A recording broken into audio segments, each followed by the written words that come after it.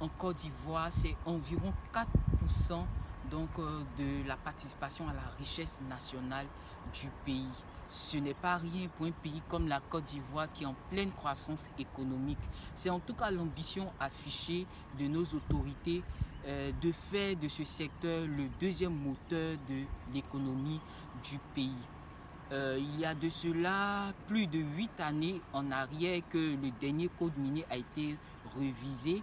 Donc, ce qui a permis de le rendre beaucoup plus attractif et la venue de plusieurs investisseurs. Et aujourd'hui, en Côte d'Ivoire, on compte environ 14 mines en production, dont 9 dans l'or, 5 dans les métaux de base. C'est vrai que comparativement aux pays comme le Burkina Faso, le Ghana, le Mali, nous sommes encore à la genèse de tout ce qui est activité minière, mais ce sont des ponts qui sont encourageants et qui nous plongent dans une dynamique de croissance.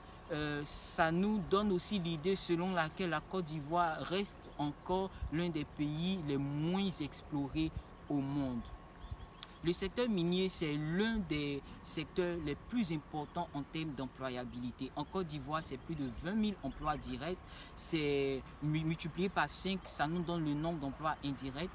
C'est environ 0,5% des revenus donc injectés dans les CDLM, comme je l'ai dit à la vidéo précédente.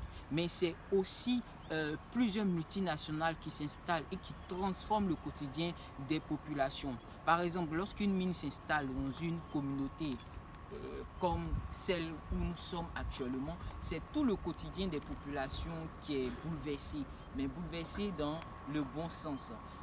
C'est-à-dire lorsqu'une mine arrive, c'est l'activité économique qui va connaître un bond considérable. Ce sont des bâtiments qui vont être construits, ce sont des commerces qui vont être développés parce que faut savoir qu'une mine, c'est vraiment un secteur qui est transversal. C'est un secteur qui est extrêmement transversal, c'est-à-dire qui est au croisement de plusieurs secteurs d'activité. Lorsqu'une mine s'installe, elle aura forcément besoin de restaurateurs. Donc, les entreprises qui ont des services traiteurs qui peuvent proposer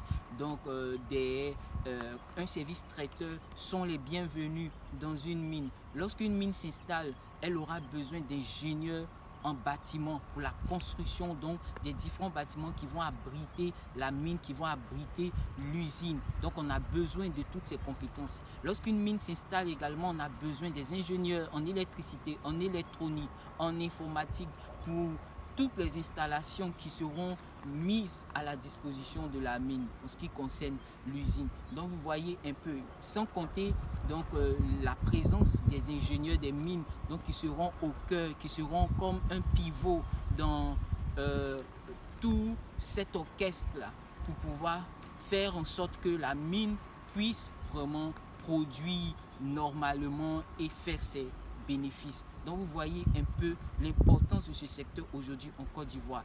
Et c'est ici le lieu pour nous d'encourager tous les investisseurs, tous ceux qui souhaitent se lancer dans le secteur des mines. C'est ici le lieu de les encourager et d'interpeller également notre gouvernement pour qu'il y ait une réelle volonté politique pour permettre plus d'investissement dans ce secteur parce que la Côte d'Ivoire reste encore, comme on l'a dit, l'un des pays les moins explorés au monde et il y a encore beaucoup à faire, il y a encore beaucoup de gisements à découvrir et nous comptons sur donc le concours de tous les acteurs.